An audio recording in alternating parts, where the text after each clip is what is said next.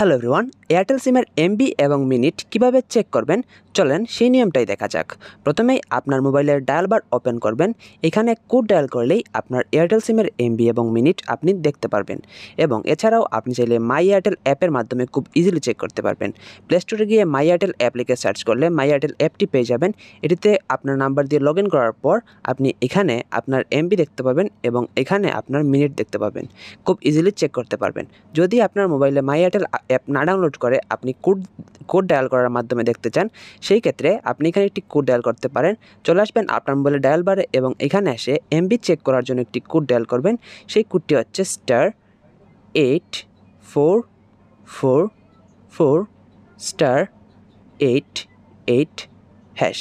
এই কোডটি যদি আপনি আপনার এয়ারটেল সিমে ডাউনলোড করেন, সেই ক্ষেত্রে আপনার এয়ারটেল সিমে কত এমবি রয়েছে সেটা আপনি দেখতে পারবেন।